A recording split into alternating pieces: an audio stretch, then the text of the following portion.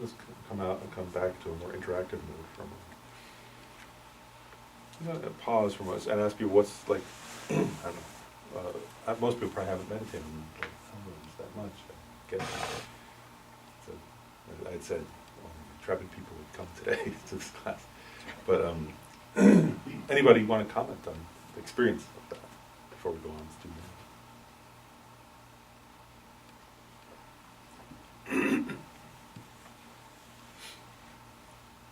And by the way, like if you, the karma, right, I mean, if that particular realm, the hot hell, could be something like, if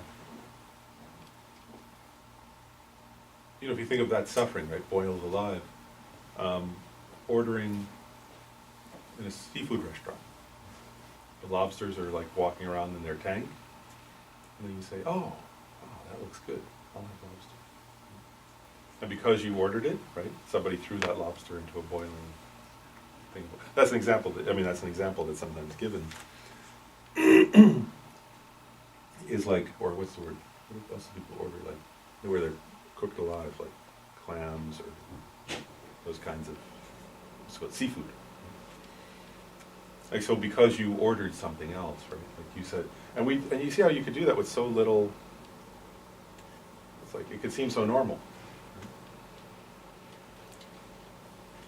Or the same thing, right, like people go hunting, right? And they just think, oh, this is fun. Actually, it's a fun activity to do.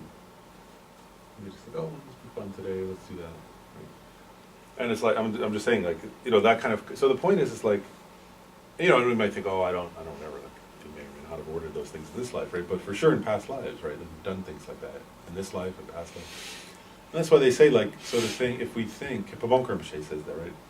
If you think, oh, I won't go to lower realms, like I don't have any karma like that, Pabon Rinpoche says, then like that's totally foolish or something like that. There's like that. Definitely, we've created that kind of karma, right? Like, yeah. If we look around in this life, there's a very good chance if you check that we have, and for sure in past lives we have, right? So we have like these huge amounts of negative karma to have such experiences, right? It could also be the karma of harming, hurting other people, right? Which for sure we've done many times, either in this life or in past lives.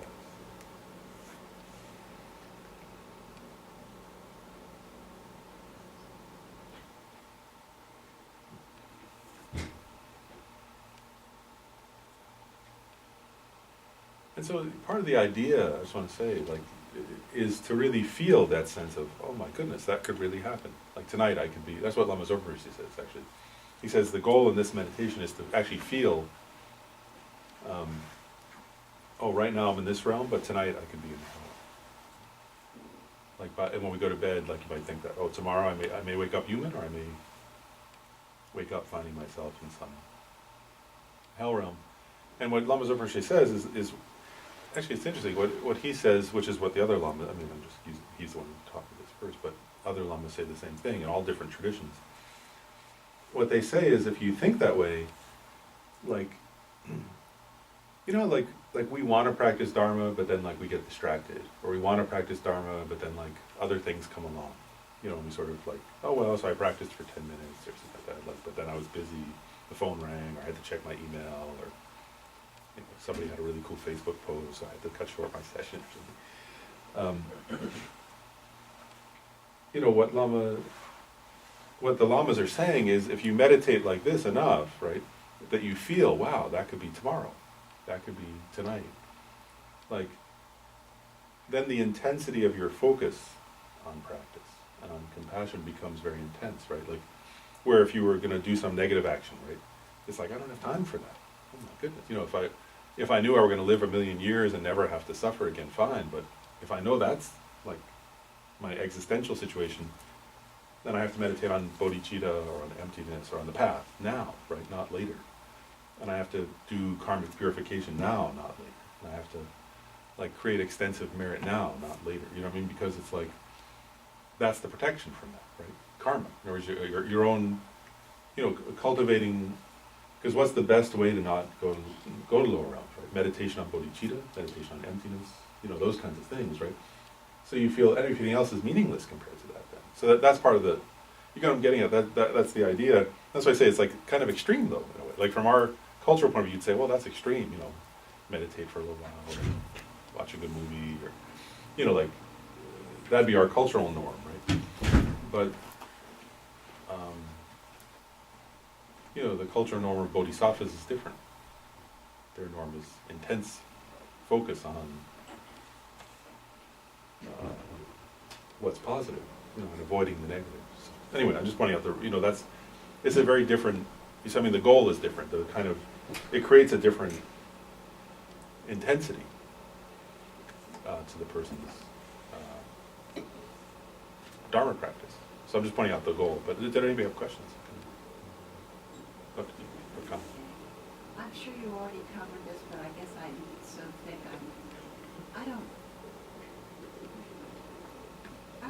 I know purpose is a stupid word when it comes to Buddhism, but I don't see why this would exist, why such realms would.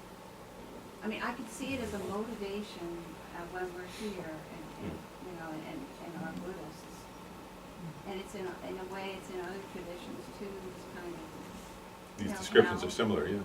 Yeah, of course, but I know Buddhists, they say there's a different take on it. It's not. But it doesn't seem to be that different. It does seem to be like a thread, and that's, motivation, to motivate someone who's just like me. I needed something big to motivate me, but it just doesn't fit in my thinking with the whole picture of it. Why would we go for trillions of years for no value? You're not learning anything, or are you? No, you're really not. So is it a punishment? No, Buddhists would never say that. No, there is no. It's just true. It's just a reality because of negative karma. Yeah, right? Yeah, exactly. Like one thing Shantideva says, like if you read Shantideva's Guide to the Bodhisattva's Way of Life, he says, I can't remember the exact words, but basically there's a verse where he says, where did these hell guardians come from? And then he points out, he says, they're just projections of our own karma.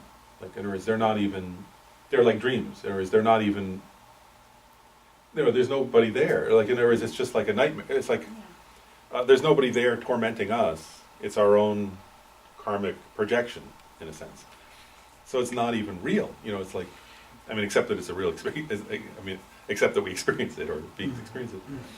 But he says it's not that there's some, Shantideva is pointing out, there's not some creator of that realm, except our own, and I guess you're right though, a couple things. One is, so there isn't a creator, it's not a punishment in the sense that there's nobody else punishing us, and there's nobody else doing it to us. And it's also, you're right, that's one of the things that's unbearable when you meditate on it enough, right? You start to feel what's really unbearable is it's meaningless. Like at least if the person by going there would eventually become enlightened or something, you could say, well, okay, at least there's some meaning to it, but it's actually a kind of a beginningless, meaningless misery. And part of the idea that I think your question is sort of hinting at is,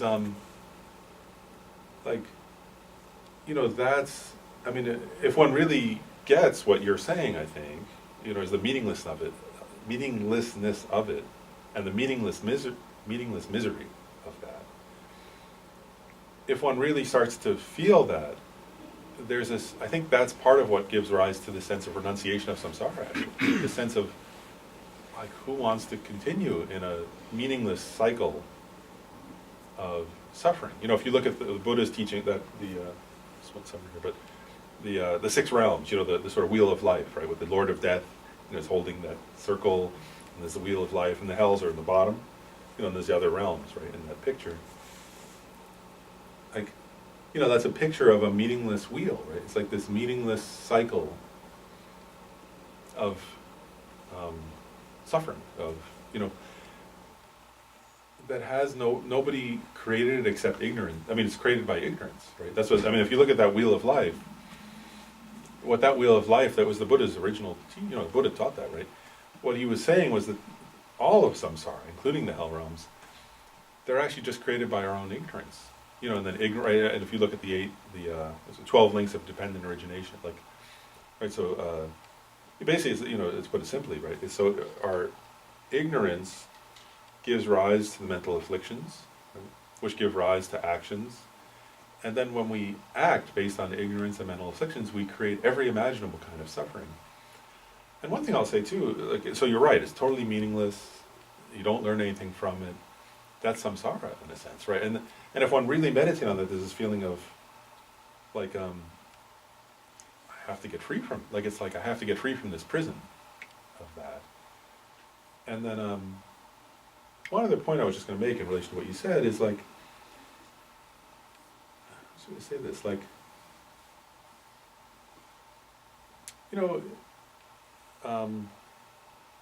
this is about hell realms, but actually, if you watch your own, if any of us watches our own mind, actually,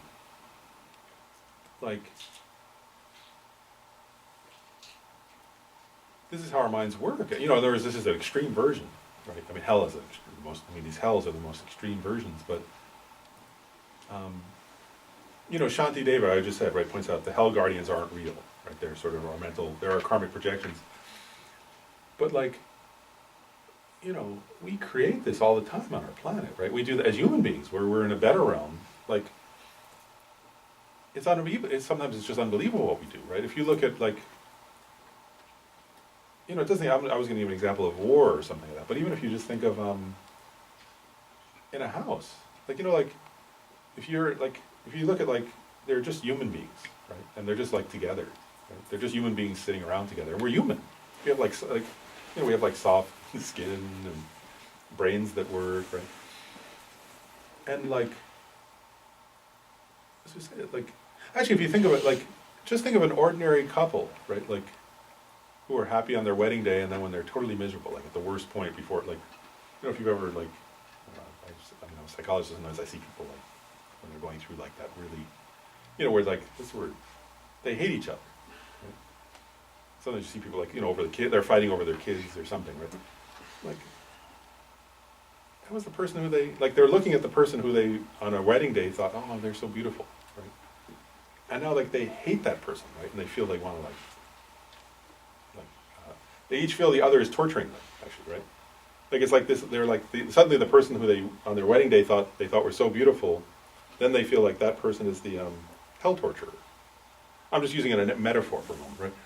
That person's the same person, right? They're not any different, right? But the appearance is as if it's to the mind's appearance, it's there is some kind of horrific monster, right? And then, of course, in war, it's more extreme even, right? I haven't been in war, but if you are even the view that people take of each other, and it's so. I'm just pointing out, it's the same as this in a way. It's it's so stupid, right? If you look at it's funny, it would be funny if it weren't tragic. That if you look at I sometimes think for myself when I'm thinking of this topic, I sometimes think back to the Revolutionary War, right? When to Americans the British appeared horrific, oppressive hell guardians, right? They were the British. I don't know. It seems funny. I don't know. It's right. But now, if you look at that, it seems silly, right? Because those two countries have been allies for so long, right? But right now, right, Americans can look at certain other Syrians or something, right? Some Americans are having that same view in a way, let's kill them. Right? They're horrible enemies. It's just a karmic appearance, right? It's our minds make up some interpretation of the other, and then feel they're trying to harm me. I have to harm them. If I don't harm them, everything will be lost, and it's insane, actually, right? So this hell is and it's meaningless, right? It doesn't actually. It's totally meaningless, right? Again, Shanti Deva says. So then you go to war, and he says, and all you do is kill corpses. He says they're going to die anyway. Right, so you go kill them before they were going to die, but they were going to die anyhow. They're just like you. They're going to suffer and die, and I sped up their death. That's all I did. And he says, what is... Shanti Deva says, and he doesn't use this word, basically he says, what a stupid waste of time, basically. And it's meaningless. It's not only meaningless, it's like you're creating suffering for the other and for yourself. Because you grasp that I'm me and this other is this. And like even in our dreams we do that, right?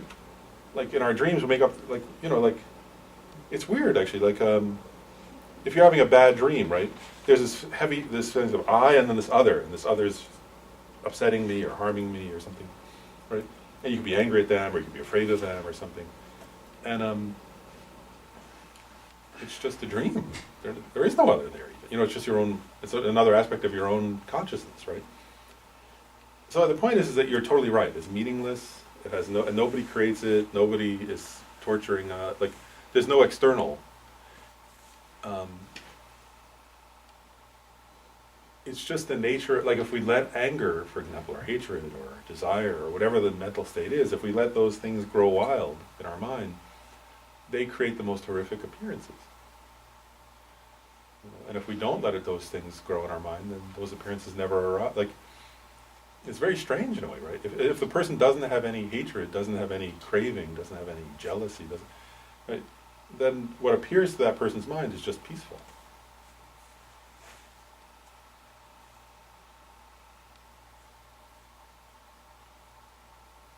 Do you mind if I'm going off on a little bit of a tangent. Do you mind, I'll say one more thing in relation to your question. Is that okay? Am I going too off? Okay. I'll just share this too, actually. This is my own, when I meditate on this topic, sometimes I reflect on this point that you're asking, because the meaningless seems horrific to me. Like, especially it almost seems worse than the suffering, the fact that it's meaningless. It just seems totally horrible. But then sometimes what I think about is this. I think of, like I've spent some time in life around people who are sick or dying or things like that. And, some people when they're sick and dying have the most horrific, appearances, right? Like, it's like, as I say, where there's this feeling, like some of the feelings I was describing, right? Feeling of meaninglessness, of agony, of sort of, almost like, why me? Why am I being tortured? I sometimes feel like that. And then I remember, sometimes I remember being in the hospital with Riva Rinpoche when he had cancer. And they were giving him all these heavy-duty drugs, because they were giving him some treatment at the time. And I remember like watching and being like, so he was like on all these drugs and he was being poked and, surgeries and whatever, all these different things.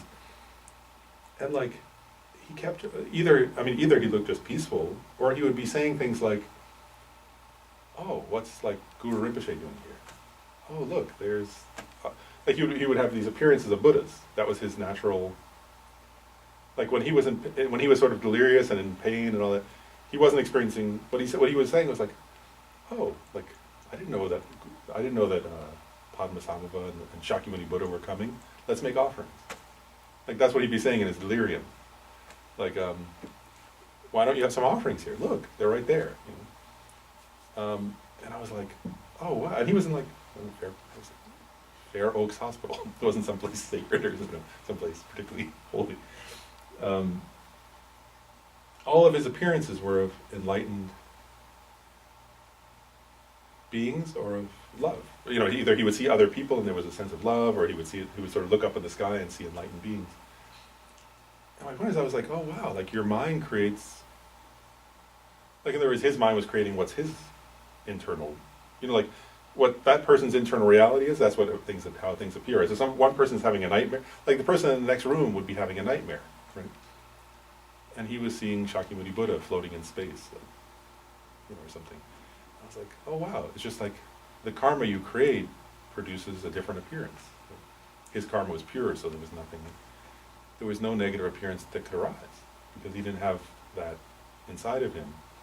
But if we do, then what appears is harm. And I was like, wow, why would it be? It's like, it wasn't what room you're assigned to, right? Whereas if they switched the room, still one person would be having a nightmare of some horrific appearance, and he'd be seeing a Buddha floating in space or something. And I was like, wow, it's just your karma.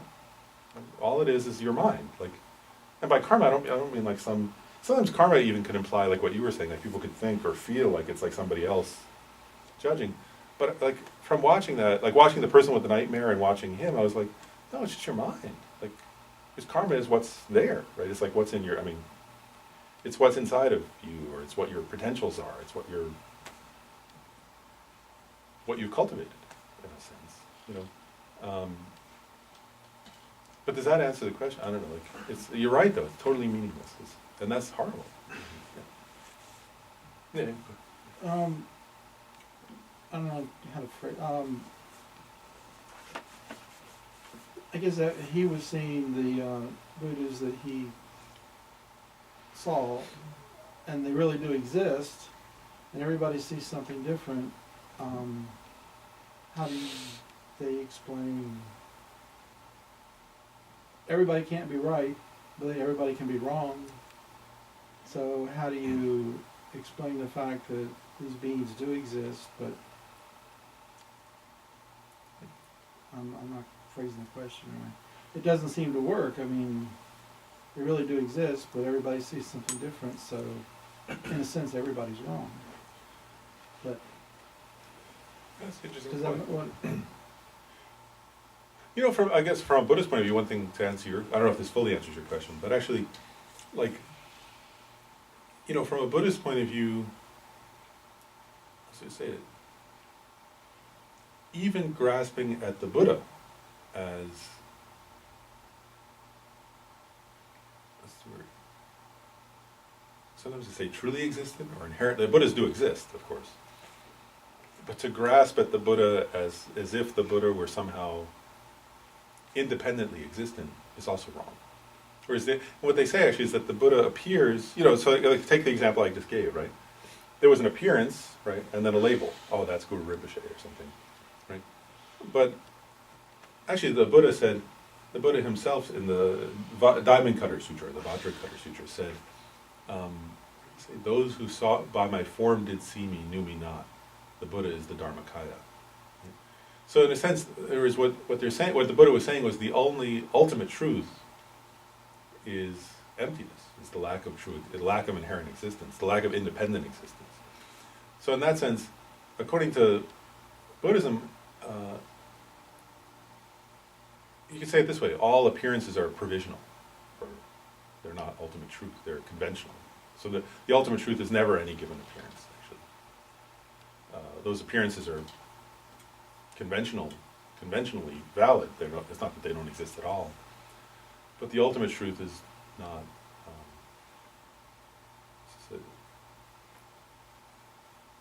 Is emptiness. So it's not a conventional appearance. I don't know if that answers your question, but like so. In other words, all those different forms are. You could say if they're Buddhas, then you could say they're just skillful means. They're compassionate expressions of something. They're not the ultimate meaning of what a Buddha is. That's one way of saying it. You know, so if I say like Padmasambhava or Lama Tsongkhapa or Shakyamuni Buddha, or you know, those beings did exist. They do exist, but they're compassionate expressions. You know, for the specific students or groups of students, they're not the ultimate meaning of what's a Buddha. I don't know if that answers it, but so does that answer your question or not really? it helps, but I don't think it's, I mean, well, let's say you're going to say a prayer and there's 6 million different Buddhas out there, everybody's praying different one, and you happen to hit the right one, you go, wow, that worked, and it worked 100 times, it worked 1,000 times, I'm the one that's got the right. Yeah, and really, one thing that's important is like, you know, His Holiness Dalai Lama often points this out. He says, you know, what? So we say this. From a Buddhist point of view, there is no single right. There is, in terms of conventional appearance of like, you know, should you pray to one Buddha or another Buddha or this or that, like, it's just relational. And there's no like, I'm trying to say this the right way, like the Dalai Lama, even the Dalai Lama often says, if for a given person what helps them be a more compassionate, like the Dalai Lama is Buddhist, obviously, right? But the Dalai Lama says, if what helps a given person most is for that person to pray to a non-Buddhist deity, right? Then the Dalai Lama says, then that's the correct thing for them.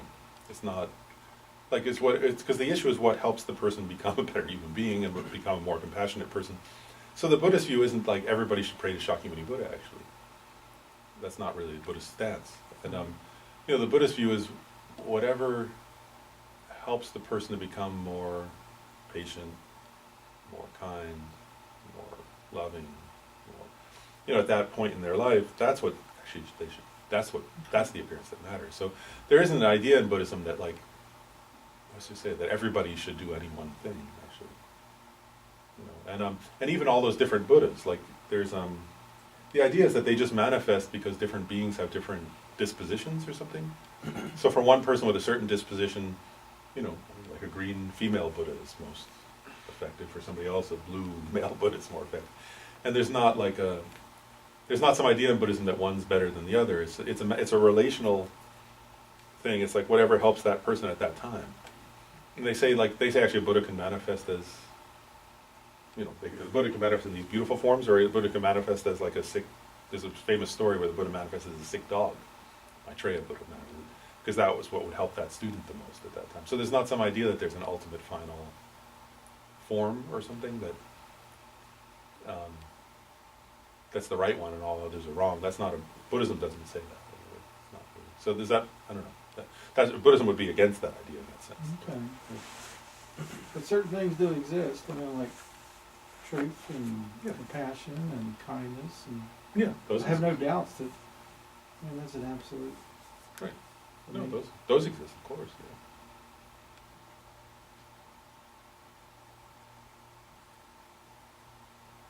Good. Dr. Lawrence, so what I understood from what you just said was all experiences are subjective and relative in a way, and therefore faith itself would be subjective and relative, and therefore deities and so on and so forth, appearances are subjective. Good. Yeah, if it's an experience, it has to be relational, so it's well too. Which doesn't mean it doesn't exist. It's an important point. You know, like love is relative, right? Because love is between two people, like or between many people. You know, it's between beings. In other words, it might be towards not people, but animals, or, you know, like. But if I'm feeling love for somebody, right, that love exists, but it's relative. It's relational, right? It's between, like, so or as I'm feeling it as a subject, it's towards this other being who's in this case, the object of that love, right? So it exists relationally. So it exists, but the way it exists is subjectively and relationally. And that's clear. I mean, that's just clear experientially, right? If you check, right? There's not something separate that's love. The love is, you know, felt, right, subjectively by somebody for all beings, or for one person, or for many beings. But that doesn't mean that's how it exists, actually, right? In other words, how love exists is relationally. How compassion exists, right? Whereas compassion, you have to see the suffering of others and then feel the compassion for that suffering, right? So of course it exists, but it exists relationally. It doesn't exist somewhere else from that recognition of suffering and that feeling of wishing to relieve the suffering. No, I was I was just, you know, before we got into the last couple of questions, I was thinking from what you were thinking about the lower realms and meditating in the lower realms and things like that. Sometimes I think also if you look at it from like a karmic, like a cause, you know, cause and effect kind of view, then you can kind of look at it and like, what are the causes for this, and it makes you kind of understand that there's causes for the lower realms. So I don't know, because sometimes if you think about the lower realms and you start getting, you know, you start getting scared, afraid. It gives you anxiety, or almost anxiety, because immediately I have a reaction like aversion. I don't even want to think about it. It's like you say, it's horrible. So I don't want to, like, I feel like I'm some sort of aversion. But then, you know, I kind of think about what are the causes of that, of the lower realms, and I kind of try to understand what are the causes that would propel me there, So I was just kind of bringing that up. I think about the causes when looking at. Does that make sense? Because that's what okay, what you're experiencing is what we're supposed to experience. That's the goal. In other words, is to experience that, because then that's what that's exactly the point, right? Because if you look at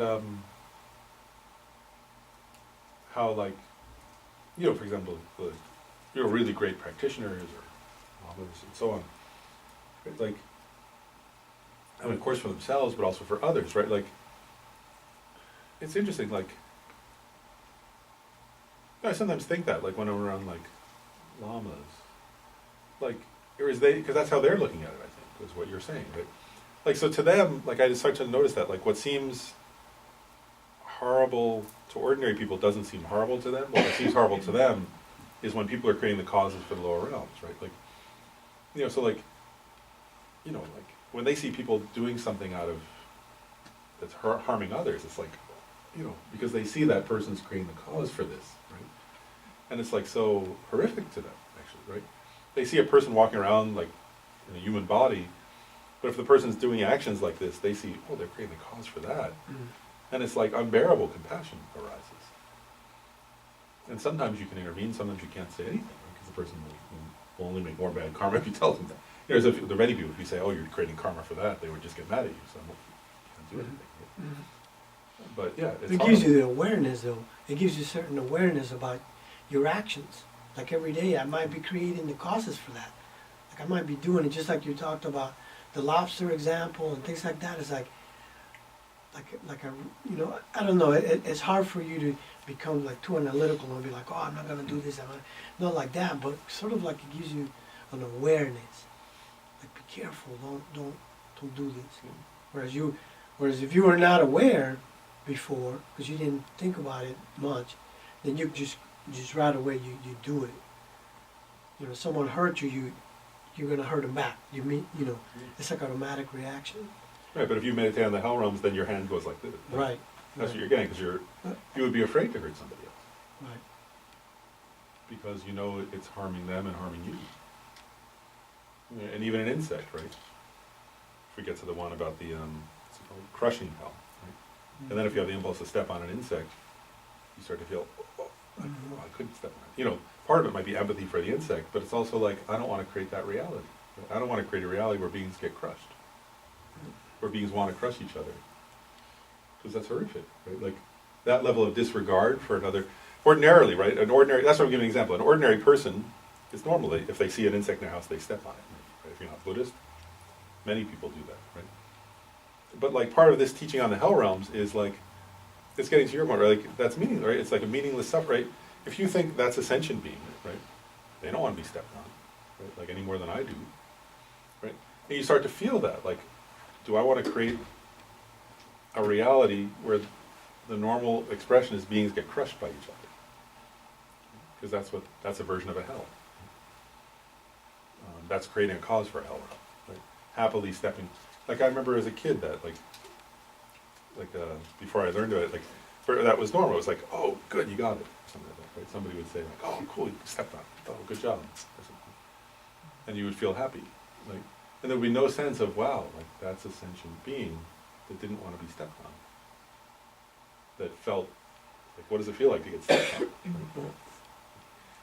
You just don't think about it, right? If you don't meditate on this, right? But if you meditate on the hell realms, then if you have the impulse to step on an insect, you would feel horrified. So, I mean, that kind of, what you're describing, that mindfulness, that's a mindfulness of, in a way that's a kind of disturbed mind or anxiety or something, that's healthy in that sense, right? It's like, I would be anxious to do that because it's wrong, and because it's a horrible reality to create. I'm sure. Oh, yeah, one more question. I think it's helpful with meditation because it sort of brings into focus samsara and even how we experience it. Like, because we do have this form, we're able to have enjoyment and more pleasure than somebody in hell, but we're still in the same condition. And it's a good reminder that we shouldn't kid ourselves that we could end up like, or we even are suffering on certain level, we're just able to sort of ignore it, I think, or, distract ourselves. But it sort of helps us to see even our human lives more clearly. Yeah, that's right. Well, so should we, let me ask you guys, because, one more question. I was gonna say something really quick. One of the things I found that creates a lot of compassion and empathy is watching Al Jazeera. They get into Watching what? Al Jazeera. Oh. It's an Iranian Yeah. news network. Mhm. They have the English version, but it gets like really behind like the Syrian lines and whatever else. It shows you the human suffering, not just the commentary that they're all terrorists that Right. we have here. So I don't know. It's a good tool for me. I've used it in my house when my son came home and made comments about Syrian terrorists. I'm like, yeah, look at what they're running from. But just, I don't know, it works for me because I play it all day at my desk at work. So, but you see a lot more suffering with it. You're like, wow, they're just like us. Geography's a difference. So I don't know. That's a great It's point. odd. Right, it's like cutting, just one comment about what you said, I agree, first, great idea, and also it's like, Refugees are just like us. and it's like cutting through a projection, right? There could be a tendency sometimes that you describe, like if your son hears something at school or I don't know, whatever, like to project. And then when you see that reality, it cuts through the projection towards something more realistic.